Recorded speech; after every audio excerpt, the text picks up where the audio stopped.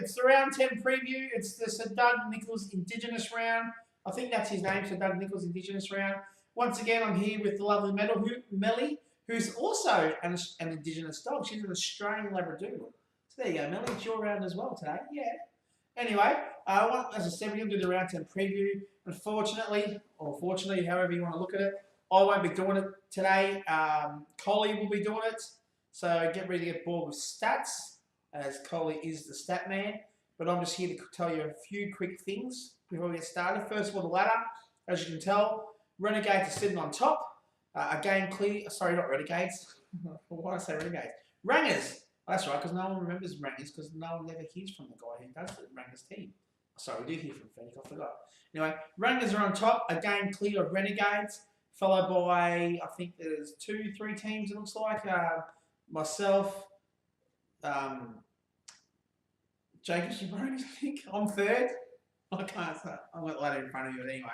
I'm third. Michael's last. Somehow Colley's still in the fifth. And there's a few teams just outside the top five as well. So that's the ladder. Have a look at it. See what you think. Hopefully this week I'm close at the top of the ladder because I'll hopefully beat Coley. Even though Josh Kerry plays Gold Coast and probably kick 10, that would probably kill me. But anyway, let's forget about that. Just want to announce real quickly a couple of trades. It's the second and third trade have been made before the trade deadline. Once again, trades won't go through till just before or after, whatever you want to call it, of the mid-season draft.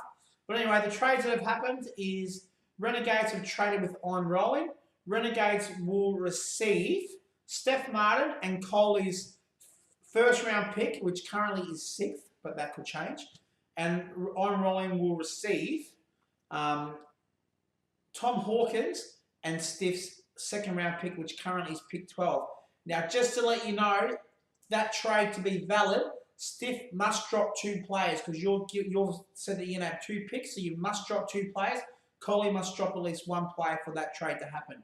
Otherwise, it's an invalid trade.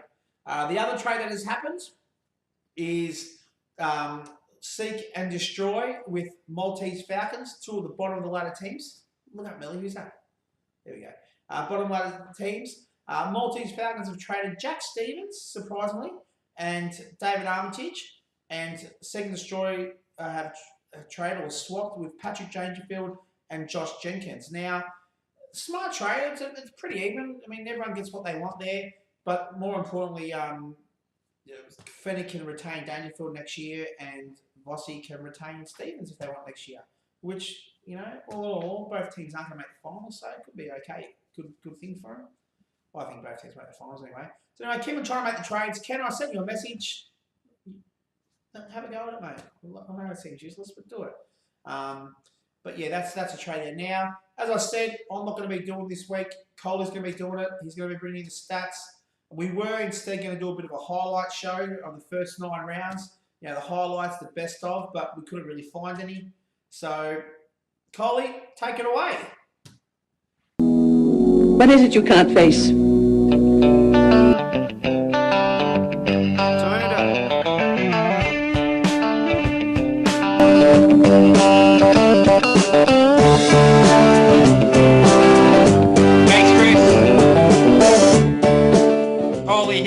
Live from a very wet and cold Newborough. Here, filling in for Chris, who's enjoying some sun up in Queensland. All the best, Chris. Hope you have a nice weekend and the Hawks have a win for you. So we're here at round 10. First time that we play each other for the second time this year, which will be pretty interesting. We're going to go into our first game, which is the high-flying Falcons versus Seek and Destroy.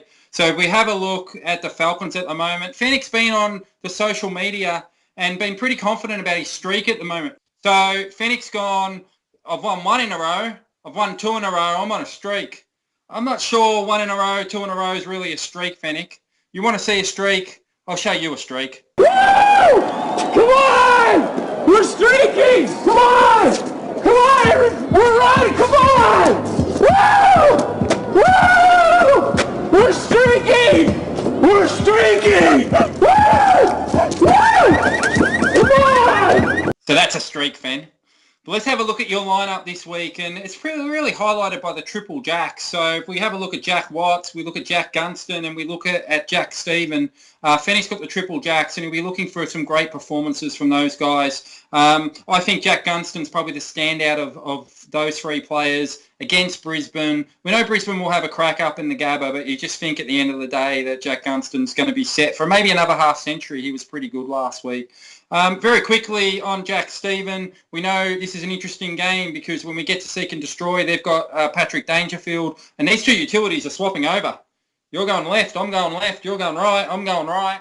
It's trade city going on here, so it'll be interesting to see what happens between the utilities because they're about to swap teams. The other player that really want to talk about here at the moment for Fennick's team this week, which will be interesting, is Matty Cruiser's back in the lineup. So Matty Cruiser was supposed to be out. He was on one leg, kicked the winning goal against Port Adelaide, supposed to be out 3 or 4 weeks. But Matty Cruiser comes back into the lineup. And interesting enough, he's up against probably Seek and Destroy's Geelong counterpart in the ruck. So all in all, you look at the triple jacks. Fennick's got some really, really good scores in here this week. And Fennick will be looking to finally get a streak and get his third straight win. He hasn't got Gaff, though, at the end of the day. It might be the only thing that sort of slows him down because if you look at the midfield, Gaff is really one of the most elite midfielders in the league. Interesting to see how he actually goes there without Gaff. Plenty of points in store for Fennick. We wish him all the best. Seek and Destroy, they've been a little bit up and down this year. They look at their lineup and some of the key players. At the moment, he has Lacroix put in at half forward versus the Gold Coast. Now, Gold Coast have been West Coast's bogey side, particularly over at Subiaco. Obviously, they beat them last year up at Metricon also when it was pouring rain, or it was a draw, actually. But at the end of the day, I think Lacroix is going to be set for a really, really big game here. So both half forwards, when you look at Gunston, you look at Lacroix, are going to be set for a potential 50+, which will be really, really interesting. Matty Prittis, halfback. He's going to be important as well. You know he's going to get a lot of clearances. Natanui's going to feed him. West Coast are going to dominate, in my point of view anyway. But can Prittis lay enough tackles to get up to that 70 to 80 point mark at the halfback? Because really at the end of the day, that's what might be needed. Speaking of 70 or 80, it's Paddy Dangerfield. We spoke about the swapperoo that's going to happen. He's pretty much playing his second or third last game for Seek and Destroy this week. He'll be looking to have a blinder. He was probably down a little bit last week against the Magpies, but if Paddy Dangerfield can lift, it could really, really help Seek and Destroy. Finally, it's time for So the start of the game here, Fennick scored 334 points 2 weeks ago, and he actually scored 334 last week as well.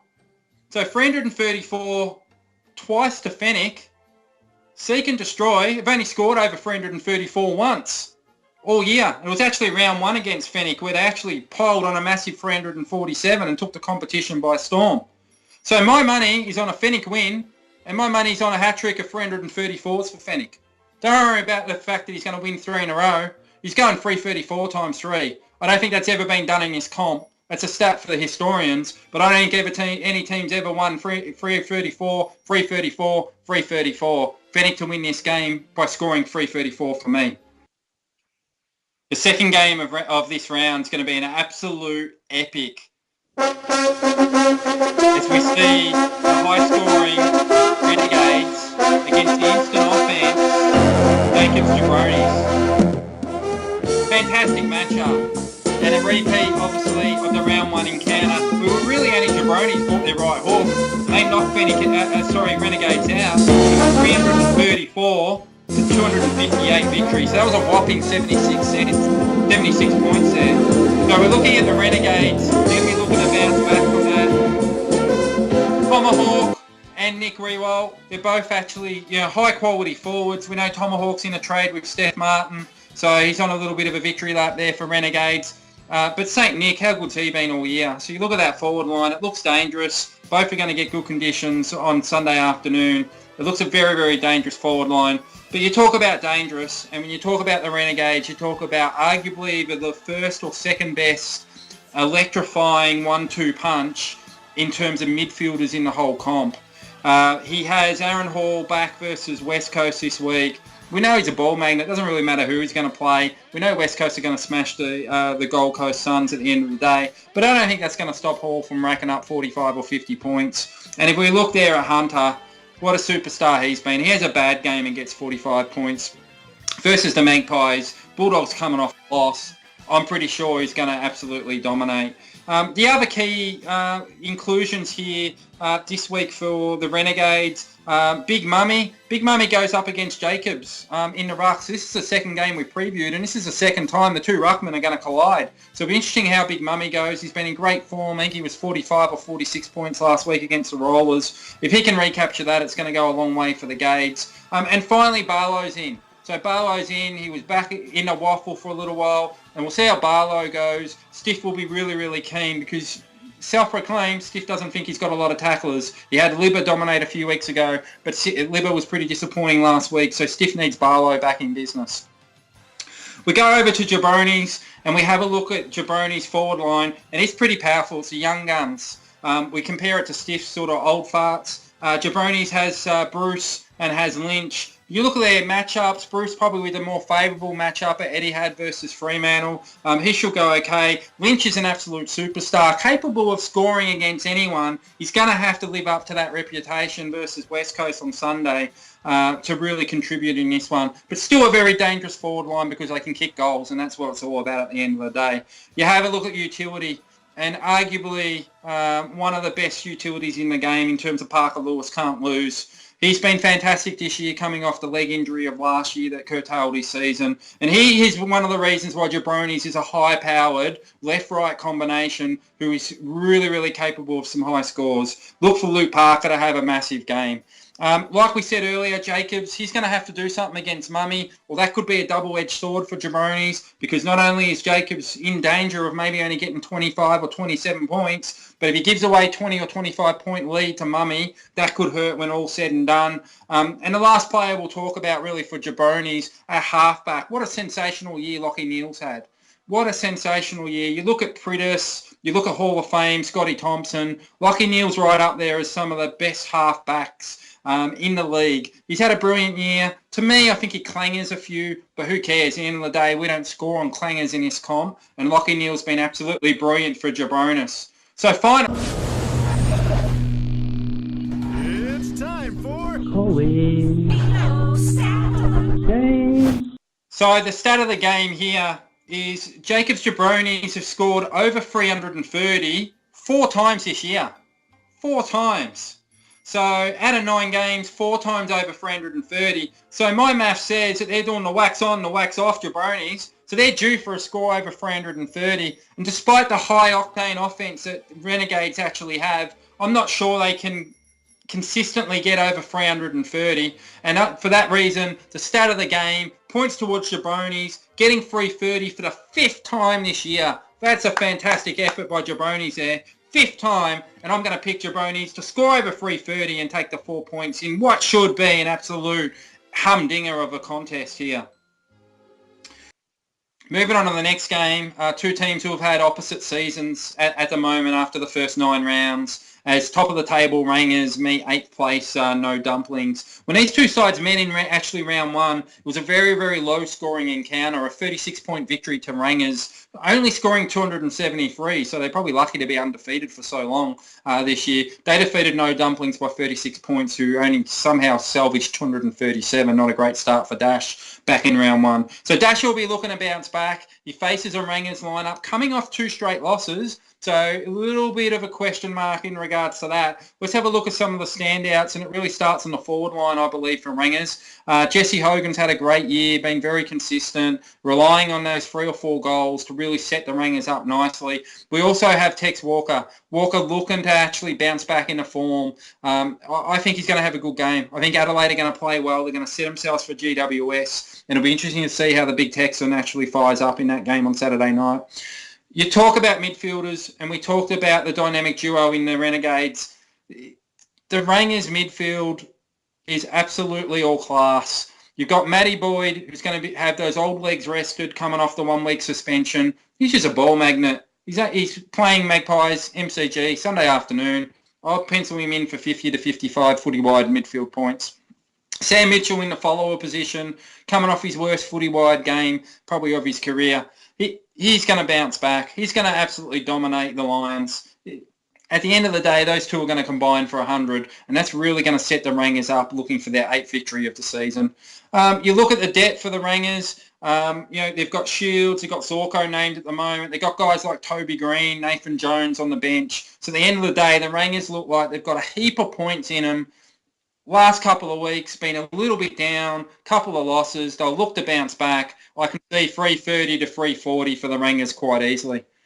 Let's have a look at the No Dumpling side. And a couple of interesting moves here by No Dumpling. For the first time, you see Stevie J go to full forward. Normally he's a half forward, so not a bad move. He's going to be playing at the Adelaide Oval. It's going to be a really, really hard, tough contest. If he can snipe 2 or 3 goals, it could go well for No Dumplings.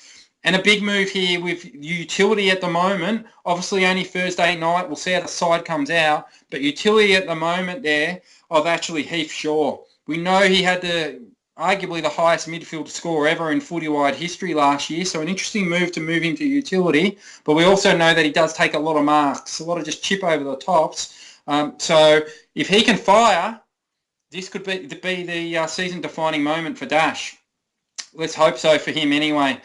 Pendlebury, absolute class act. At the moment, Dash has him at half-back. Be interesting if Dash does decide to maybe move him to utility. He did kick a couple of goals last week, Pendlebury, but we know he's a quality half-back no matter where he plays. And the final key ingredient for Dash's side, I feel, tomorrow night is Karen Jack. So Sydney, Kangaroos, it's going to be tough. It's going to be tight. It's going to be contested. I think Karen Jack's capable of 8 or 9 tackles, and if he is, it could propel Dash towards the 320, 330 mark. Finally, It's time for so the stat of the game here is Dash, out of the 9 games, has only scored above 300 5 times. So he scored above 300 5 times. 4 times he hasn't. The Rangers have lost 2 in a row, but both times they've scored over 300. So at the end of the day, Dash is due to score under 300 because he's been going wax on, wax off, Elizabeth Shue Karate Kid style. I don't think he'll score 300 potentially, and that's just going to be a soda for Rangers. So good game. Hopefully Dash can lift and make a contest, but I think at the end of the day the Rangers are going to be a little bit too strong. We move on to the next game, and this one's probably the 2 traditional rivals of the actual round, as we have a look at Arse Kickers United. If you want me, come and get me. You don't have a chance if you don't move now. I'm not waiting any longer. You know that I'm playing to win this time. When you make your move, I won't hesitate. If you take too long, you can be too late. This time I'm playing to win. Come and say it. So Arse Kickers United, when these two sides, they're versus I'm rolling my side this week. When these two sides met in round 1, it was a 7-point victory to the Rollers, 322 to 315. And Dane Swan was injured in the first quarter there. So we know the Rollers do play some of their best footy against the Arse Kickers. But let's have a look at the Arse Kickers side, because we know they've been playing good football at the moment and moved up in a 3rd position on the ladder. Now let's have a look at some of the key players there. You have a look at their forward line. Their forward line's going to be pretty hard to beat this week. Luke Bruce, at the moment, obviously there's options of Jake Stringer, who plays well with Redpath back in the lineup at the MCG. He'll enjoy it. But at the end of the day, I think Chris is going to lean towards playing Luke Bruce. Chris has gone all the way up to Queensland. I can't see Chris going to the Gabba in his Hawthorn gear without actually having a player on the ground. And I think it's going to be Luke Bruce who Chris is actually cheering on. So we'll see how he goes. We'll see how the lineup comes in. But Luke Bruce is going to be hard to beat at full forward. I think he's going to be good for 3 or 4 goals. Buddy, brilliant Franklin. How good has he been this year?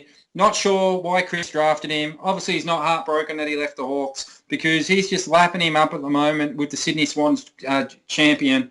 And he is on absolute fire. Probably taking the mantle from Josh Kennedy as the best half forward in footy wide. Round of applause for Buddy. He's going really well. At the end of the day, as an opposing coach, if Buddy can get 40 tomorrow, if you tell me he's going to get 40, I'll say, yeah, sign me up. Because he's capable of going 60 or 70, despite the fact Robbie Tarrant's playing well, North Melbourne are playing well. It's going to be close, hard footy tomorrow night at the SCG.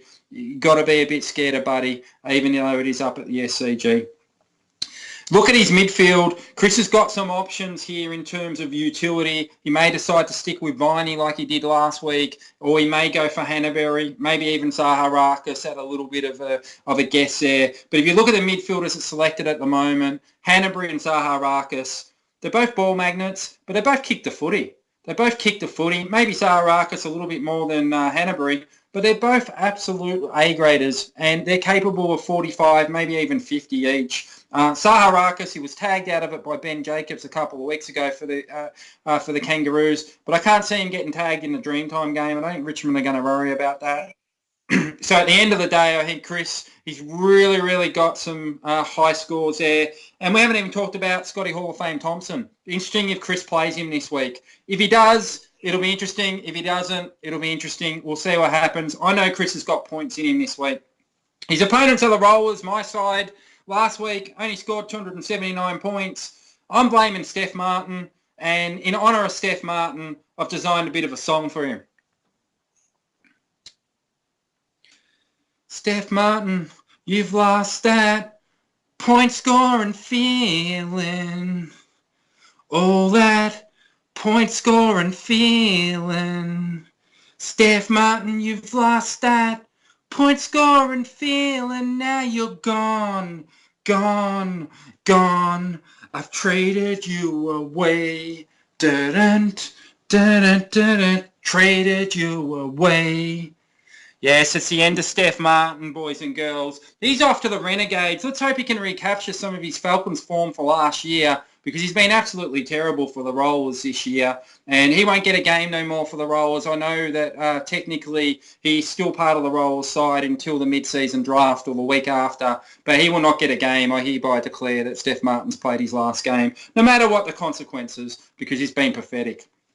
Have a look at my side. A little bit disappointed that Elliot Yeo is left out with a quad injury. Not sure if he really has got a quad injury or whether they're just resting him versus the Gold Coast, but he would have been my half forward this week. At the end of the day, I'm have to decide who I slot in at half forward. I'm probably leaning towards putting Josh Kennedy back there. He was obviously an absolute superstar at half forward. I was looking at playing Kennedy at utility this week because he's getting tackles. We know, obviously, some marks and the kicks and the goals that count at half forward as well. But Rollers have really been struggling at utility, and I was looking to slot Kennedy in there. But at the end of the day, I'm going to go with Taylor Adams, I feel, at utility. Adams has been absolutely brilliant this year for the Rollers, averaging about 44 to 45 in the midfield. Doesn't really tackle, as Chris would be the first to point out, but he does get clearances. And I think at the end of the day, in a hard contested game against the Bulldogs, I'm going to go with him at utility. The other one who I think is going to have a great game this week, whether I play him halfback or whether I play him as tackler, is Andrew Swallow. Swallow only knows one thing, and it's really to win clearances, but to tackle. Tackle is what it's all about for Andrew Swallow, and I need him to have probably 12 or 15 tackles to be any chance of actually beating the inform ass kickers this week. Finally, It's time for stat of the game. I'm going to give a 2-for-1 deal with this because I think there's two key stats of the game here between Arse Kickers United and the Rollers. The first one for the Rollers, the utilities averaged 52 points in the last 3 weeks. That's not going to cut it this week versus Arse Kickers United. Arse Kickers United, out of the 9 games that they've played actually this year, 7 times they've scored between 308 and 322. 7 times within a 14-point window. 14-point window 7 times. Mate, become a golfer, Chris. Become a golfer, because with that type of consistency, you could be earning some big, big, big coin. 308 to 322. I'm going to go out on a limb, and I'm actually going to say that Arse Kickers deserve to be favoured in this game. Obviously, I hope that I win, but Arse Kickers, they score 308 to 322. It might be too much for the low-scoring Rollers. Good luck, Chris, but hopefully I can get the chocolates. Let's move on to our final game of actually round 10, and it's the Sugars versus the Gods. So the Sugars, they've been hit very hard by injury. Hang on, help is on its way. I'll be there as fast as I can. Yes, the Sugars going to be welcoming back a couple of champions if they can fit them into their side this week. With Gary Ablett returning despite the tough game versus West Coast, and then Robbie Gray potentially back into the lineup as well. Sugars done well, sitting in 6th position, had a pretty good year, been a little bit unlucky over the last couple of weeks with a couple of losses, but he's going to welcome back those champions. Help is certainly on the way, Sugar. Get around it. So we have a look at the Sugar side.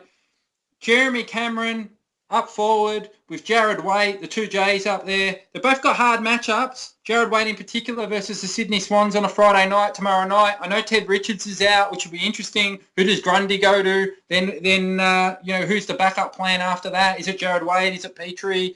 Is it Benny Brown down there? It'll be interesting. Someone may kick some goals for the Kangaroos. Let's hope it's Jared Waite for Sugar fans. Jeremy Cameron, again, he gets a hard matchup as well. So Adelaide at the Adelaide Oval are pretty hard to beat, but we know Jeremy Cameron's in stellar form, highlighted by last week's bag that he kicked as well. You have a look, where's Gazza going to play? Be interesting where Sugar plays him. Hopefully Gazza returns back to his best. We'll see how he goes. Tough game versus West Coast. And I guess the real key this week is in the ruck. Maxi Gawn, arguably the best ruck in the league this year in terms of taps and hit-outs and for footy wired. He could have a field day versus Port Adelaide. He really could. They're playing a young kid. He's going to get torn apart, you would think. Gawn, I don't know, what sort of score can you put a ceiling on? It could be 60. It could be 60 at the end of the day.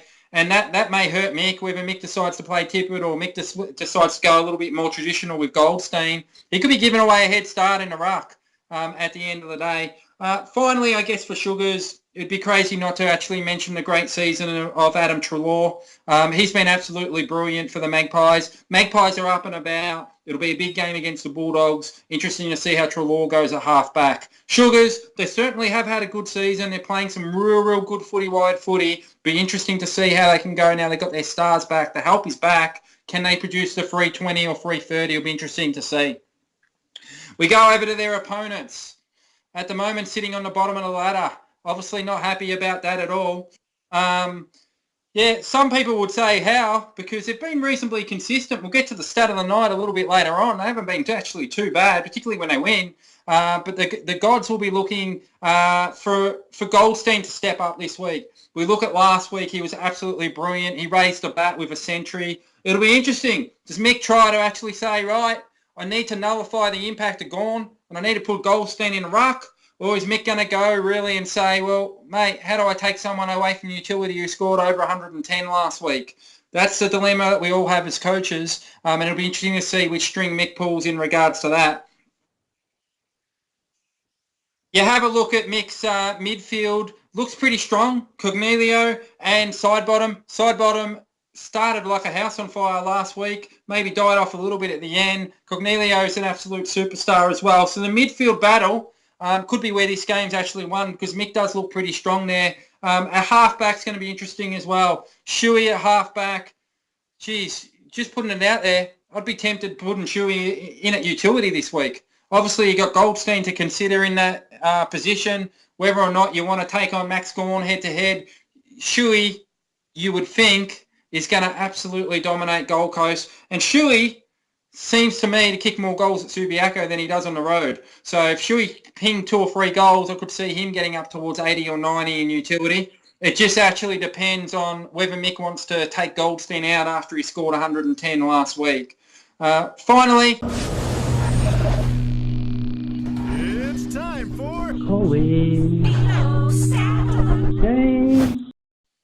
so I'm going to finish with 2 stats of the night in terms of this game.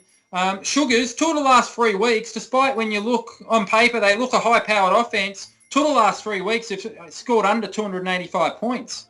If they score under 285 points again, they're going to be in big sort of trouble in this game. And you have a look at the stat of the night.